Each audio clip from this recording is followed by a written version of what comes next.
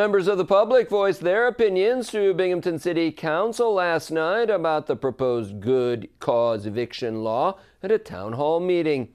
The law would create additional protections for tenants against unjust retaliatory evictions. It would limit rent increases of more than 10% and would allow tenants to renew their lease if they did not violate it or fail to pay their rent. Binghamton City Council held a public comment period yesterday. One local landlord spoke out against Good Cause, saying it's already difficult to navigate the eviction process and remove a problem tenant.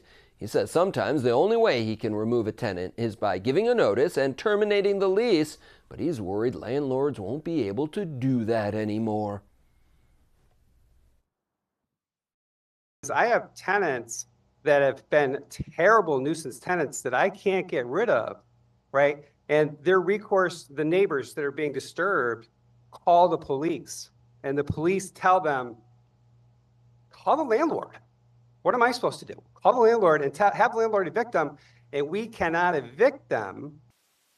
Good Cause Eviction was first implemented in New York City and has recently been passed in Rochester and Ithaca. Some people asked City Council to wait and research its impact in other communities before passing it in Binghamton.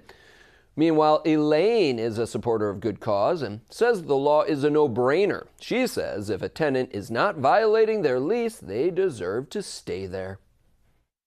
If a tenant is good about paying their rent every month and they pay straight cash for over 2 years, there needs to be rights to protect those tenants.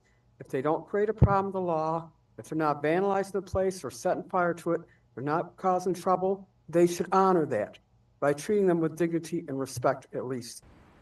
Council member Rebecca Rathmel says the law would help address Binghamton's forced displacement problem. She says last year alone, over 1,200 people and over 700 families with children used emergency shelters in Broome County, which is a 180% increase from 2020.